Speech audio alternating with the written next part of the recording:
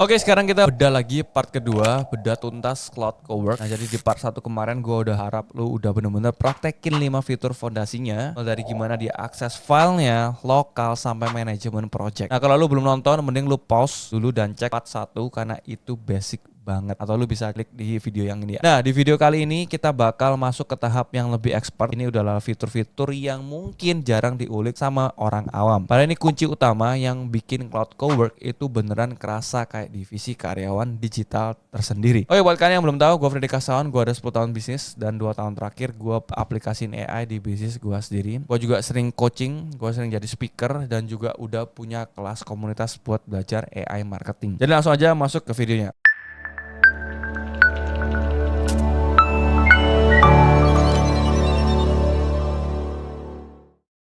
Nah, kemarin tuh kita udah ngebahas 5 fitur yang dimana itu semua bisa lu lihat jelas di display. Nah, kali ini gua bakal mulai dengan fitur ke-6 yaitu browser extension. Nah, di browser extension ini, kalau lu cari-cari di cloud, itu mungkin lu nggak bakal ngeliat. Karena memang nggak ada tempat khusus kayak misalnya menu project, schedule, atau artifacts yang ada di sebelah kiri kalian. Jadi dia emang kelihatan secara kasat mata, tapi dia bener-bener ada di belakang layar kalian. Nah, secara simple, fitur ini bikin Cowork punya kemampuan buat nyebrang ke browser kalian. Jadi dia bisa ngebuka website, baca data langsung dari internet, atau nyari informasi secara live, persis kayak manusia yang lagi browsing sendiri. Nah, buat nyambunginnya gampang banget, lu tinggal ke Google, terus cari aja Cloud for Chrome, lu add dan install ekstensinya. Nah, kalau udah diinstal, jangan lupa lu pastiin di Cowork-nya, lu buka settings. Langsung ke tab General, terus scroll ke bagian browser use. Nah, di situ bakal kelihatan ada beberapa browser yang udah connect. Nah, kalau browser lu belum muncul, lu tinggal klik tombol recheck aja. Nanti dia bakal ngehubungin sendiri. Pastiin lu udah bener-bener install, karena ini crucial banget kalau belum lu install, biar fiturnya bisa jalan di tempat kalian. Tapi sebelum gua kasih tunjuk contohnya, gua ngasih disclaimer dulu nih. Jadi kerja pakai browser extension nih Cowork ini prosesnya lumayan lama. Jadi lumayan boros ya, jadi usage limitnya kalian bakal kena limit. Kenapa? Karena pas dia ngecek website, dia tuh banyak banget mikirnya. Proses di belakang lainnya panjang banget dari satu step ke step lain, jadi lu harus benar-benar sabar banget. Nah, meskipun lama, hasilnya benar-benar sepadan. Gua udah nyoba satu use case yang gokil banget. Gua nyuruh dia buat analisis Instagram gua. Gua kasih prompt kurang lebih kayak gini. Coba lu analisis Instagram gua selama 3 bulan terakhir. Identifikasi konten mana yang engagementnya paling tinggi. Terus buatin gua strategi konten yang lengkap. Dan tujuan gua pengen nambah 20.000 followers dalam 1 bulan. Dan lu tahu, dia benar-benar ngejalanin tugas itu di layar. Dan kelihatan indikator kalau dia masuk ke Chrome, ngecek data gua secara live dan ngerangkum semuanya. Dia bahkan beneran bikinin strategi konten buat 3 bulan ke depan gua. Awalnya memang hasil teksnya kurang rapi menurut gua, tapi gua tinggal suruh lagi. Coba dong bentuknya lu rapiin lagi kayak tabel posting kalender, dan boom, dia langsung ubah formatnya jadi table konten kalender kalian yang super rapi dan siap pakai. Jadi menurut gua punya AI yang bisa disuruh jalan ke browser, itu nganalisis sosmed kita, terus bikin strategi sampai sedetail itu. Ini asli keren, pakai banget. Jadi lo wajib cobain sendiri kalau lo udah punya waktu dan bisa pakai Cowork ini. Lanjut ke fitur 7 yaitu schedule task atau tugas terjadwal.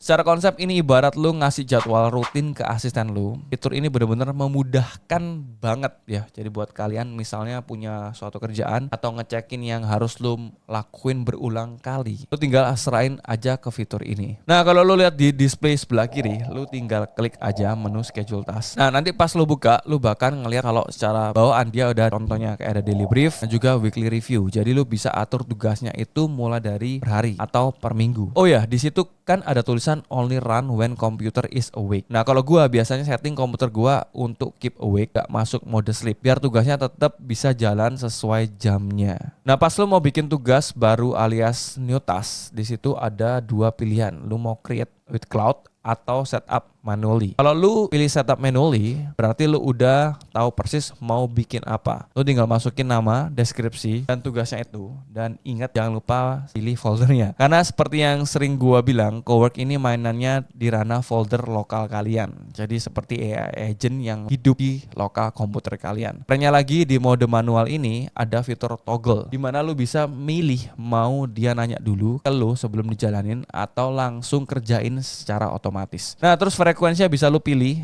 dan lu bisa juga pilih EA modelnya. Jadi kalau lu takut kehabisan token atau limit, lu bisa pilih model yang lebih ringan biar nggak ngeborosin token pas jalan sendiri. Nah di sini gue bakal ngasih contoh nyatanya aja. Jadi gue bakal praktekin ke kalian gimana sih cara penggunaan jadwal harian ini. Di sini gue udah aktifin task, dimana tiap jam 8 pagi dia bakal ngecek email gue, filter email dari klien, terus bikin ringkasannya. Nah kayak lu lihat di sini, dia udah bikin ringkasan Gmail. Nah schedule task yang kedua, use case kedua, biasanya gue butuh berita-berita tentang artificial intelligence. Gue pengen setiap pagi jam 8 pagi gue dapetin summary AI apa yang lagi hype di bulan itu, di hari itu, dan gue dapetin informasi lebih cepat dibandingin yang nggak dapat schedule task. Ini ibaratkan punya koran harian kalian yang kalian pengen setup, mau bikin finance, mau tentang saham, IHSG, pemerintah, politik, lu bisa atur aja sesuai yang kalian mau. Oke, buat kalian yang mau belajar AI for marketing di tahun-tahun yang akan datang, gue udah siapin satu kurikulum di kalian, jadi cek aja di bawah. Di situ gue bahas gimana cara bikin video, cara bikin gambar visual yang sangat-sangat bagus. Jadi buat yang mau join langsung aja klik link yang ada di bawah. Oke, fitur ke-8 adalah live artifacts.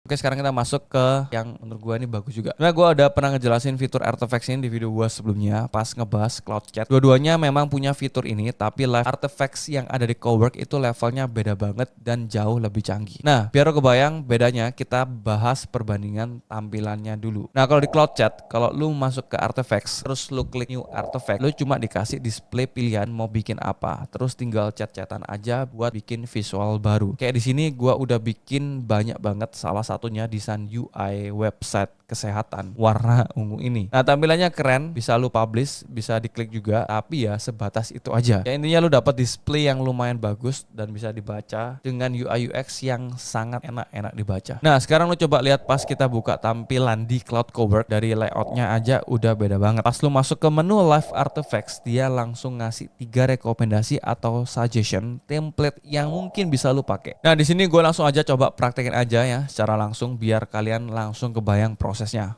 Pas klik, si Cloud ini bakal langsung ngasih rekomendasi. Kira-kira konsep apa sih yang bagus buat gua? Terus dia ngasih pilihan mau hubungin aplikasi apa aja dan bentuknya mau kayak gimana. Nah nanti di proses ini lu pasti bakalan disuruh milih untuk menyetujui kayak ACC atau izinkan konektornya buat connect. Nah itu tinggal lu izinin aja, terus ya udah nanti dia bakal ngegenerate tugasnya dan langsung bikinin dokumennya di samping kiri. Nah pas udah jadi bentuknya bakalan jadi kayak gini. Dan di sini gue nyambungin ke Notion, Google Calendar, dan juga Gmail. Jadi lu bisa lihat di layar kalau 3 aplikasinya itu udah bener-bener terkonek sekaligus. Nah, terus cara pakainya sehari-hari gimana? Misal lu udah selesai nih pakai hari ini, ya udah kalian tinggal kembali aja. Nah, besoknya pas lu buka laptop lagi, lu nggak usah repot-repot bikin dari awal lagi. Lu tinggal lihat aja di bagian Morning Comment Center lu yang ada di bagian pin. Atau kalau nggak, lu tinggal masuk aja langsung ke menu Live Artifacts-nya aja. Posisinya ada di paling atas. Nah, lo tinggal pencet dokumennya, terus tinggal klik refresh atau reload. Begitu lo reload, dia bakal otomatis ngasih data baru. Jadi sekarang semuanya benar-benar bisa ringkas banget. Menurut gue ini udah lumayan banget buat ngebantu produktivitas kalian. Oke, fitur ke-9 adalah Dispatch. Biar gampang pahamnya gini. Kalau Live Artifacts tadi kan fungsinya narik data dari luar ke dalam layar lu. Nah kalau Dispatch ini kebalikannya, dari dalam kita lempar keluar. Konsepnya tuh kayak ibarat kurir pribadi buat ekosistem kerja kalian. Nah fitur ini nyambung ke device lo satu sama lain. Jadi apapun yang perintah yang lu masukin ke sini, hasilnya bakal sinkron di 2 tempat sekaligus. Gak cuma nempel di laptop, tapi tembus juga ke HP kalian. Jadi kalau lu lagi di jalan terus ngirim prompt dari HP, hasilnya otomatis bisa langsung kebuka di laptop pas lu sudah sampai di rumah. Nah sebaliknya kalau lu lagi butuh buka dokumen yang awalnya lu bikin di laptop, lu bisa panggil dan buka lewat HP. Jadi bisa langsung connect dan ini mulus banget. Oke, coba kita lihat ketampilannya. Pas pertama kali lu klik menu Dispatch, lu bakal disambut sama halaman setting. Nah di situ ada tulisan Work with Cloud right on your computer. Ya intinya ngasih tahu kalau Dispatch ini punya akses buat browsing dan nyambung ke konektor di komputer lu. Nah terus perhatiin di pojok kanan atas ada icon titik 3. kalau lu klik ya, di situ ada opsi buat ngecek background task yang lagi jalan ya, clear memory atau hapus history. Nah, terus di menu setting utamanya lu bisa ngatur beberapa crucial, ada keep awake biar sistemnya nggak ketiduran, notifikasi ke HP, izin browser sampai kode permissionnya. Nah, saran gua kalau lu mau otomatisasi kerjaan lu maksimal, aktifin aja fitur-fiturnya. Nanti semua output file yang lu bikin bakal terdistribusi lewat jalur ini. Oke, biar lu makin kebayang canggihnya, gua langsung kasih contoh prakteknya ya. Kemarin gua sempet ngetes bikin script awalnya di cloud, nanya detail, tapi gua langsung tembak aja instruksi intinya. Buatin script untuk planner, generate si dance buat AI planner gua, dan boom, dia langsung bikinin naskah hook yang panjang banget. Kerennya detik itu juga history chat dan hasil script itu langsung muncul sinkron di aplikasi cloud di HP dan PC gua. Terus gua iseng ngetes lagi, gua copy text prompt buat WA channel dari HP gua paste ke dispatch, terus gua kasih perintah, gua ada script ini, lu simple di folder jadiin PDF aja. Jadi lu tahu apa yang akan terjadi, gak pakai lama. Dia beneran nge-generate file PDF-nya dan ngejawab kalau file itu udah otomatis disimpan di dalam folder output lokal komputer gua. Jadi ini asli sepraktis itu. Jadi lu bisa pakai fitur ini. Satu lagi nih pembuktian dari kalau kurir ini beneran jago. Gua ambil satu file random, gua upload terus gua suruh ini lu taruh di Notion ya, bikin tab baru aja. Dan gila sih, dia langsung bales dan dia beneran ngebikinin tabnya baru di Notion gua. Dan masukin datanya ke sana lengkap dengan format yang super rapi. Dan ingat ya guys, semua proses ajaib ini sinkron di dua device. Jadi lu bisa ngerjain eksekusi ini sambil ngopi di luar pakai HP doang aja. Terus pas lu buka laptop semuanya udah rapi tersusun di Notion atau folder lokal kalian. Jadi menurut gua ini keren banget, workflow lu bener-bener jadi limitless. Oke, kita sampai di fitur terakhir, fitur ke-10 yaitu plugin. Nah, di fitur terakhir ini, gua jujur aja nggak mau terlalu sotoy karena ngebahas hal-hal yang terlalu teknis ya. Jadi gua bakal jelasin dari kacamata praktisi aja biar gampang kalian pahamin. Nah, secara konsep connectors ini yang kita bahas tadi itu ibaratnya nyambungin kabel data. Nah, plugin ini ibarat lu punya app store dan ngerekrut karyawan spesialis buat masuk ke dalam cloud kalian. Nah, coba lu lihat daftarnya pas baru buka, gila banyak banget. Di urutan atas ada, lu bisa lihat Twilio, Airtable, terus kalau scroll lagi ke bawah dikit ada PDF Viewer sampai Figma. Nah, intinya semua ngasih gambaran kalau ada puluhan aplikasi pihak ketiga yang dewa banget udah bisa lu pakai. Tapi yang paling menarik perhatian gua, si Anthropic ini juga nyediain plugin berdasarkan departemen perusahaan. Lu bisa lihat ada kategori khusus buat small business, design, engineering, sampai human resources. Nah, lu beneran kayak bisa masukin satu divisi perusahaan utuh ke dalam laptop kalian. Nah, biar lu makin kebayang cara pakainya, kita buka contoh yang human resources. Ini ada pas lu install, itu nggak cuma di chatbot, biasanya dia otomatis dibekalin sama yang namanya skills atau keahlian spesifik HR. Nah, misalnya lu butuh rekrut orang, lu jadi tinggal ketik aja slash dan pilih skill, terus draft offer buat bikin surat penawaran kerja, atau ketik slash onboarding buat nyusun plan karyawan yang baru. Kerennya lagi, plugin HR ini langsung otomatis nyediain integrasi ke aplikasi operasional kalian kayak Slack, Google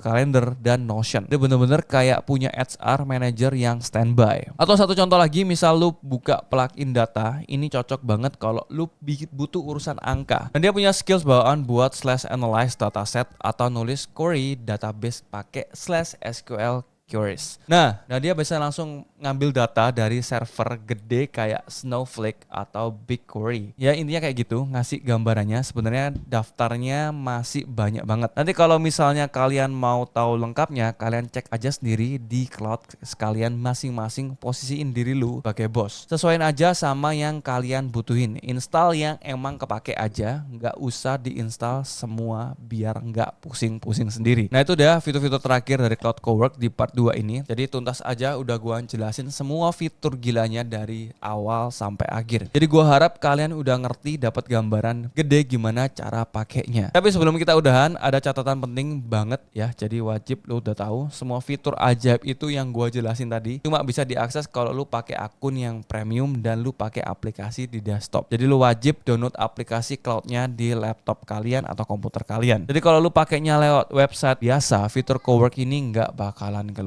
Dan di antara semua kecanggihan ini, gue punya satu fakta yang pahitnya mungkin terdengar nyebelin ya. Kekurangan terbesar dari cloud ini adalah meskipun lu udah pakai akun premium yang berbayar, lu bakal tetap kena limit. Jadi berhati-hati pakai ini. Jadi cloud ini emang didesain buat orang yang udah expert dan tahu workflow-nya. Jadi tinggal nyuruh-nyuruh doang. Kalau lu pakai fitur ini buat brainstorming, ngalor ngidul dari nol, ujung-ujungnya ya lu bakal boncos, kena limit terus dan harus nunggu beberapa jam buat bisa pakai lagi. Jadi pakailah dengan bijak dan sesuaiin sama kebutuhan operasional kalian. Oke, dari semua fitur menurut lu mana yang paling gokil dan yang beneran kalian pakai? Coba tulis pendapat kalian di kolom komentar. Jadi kalau lu merasa ini bermanfaat, jangan lupa subscribe buat dapetin next EA Tools dan update bareng Freddy Kasaon. I'm Freddy Kasaon, peace out.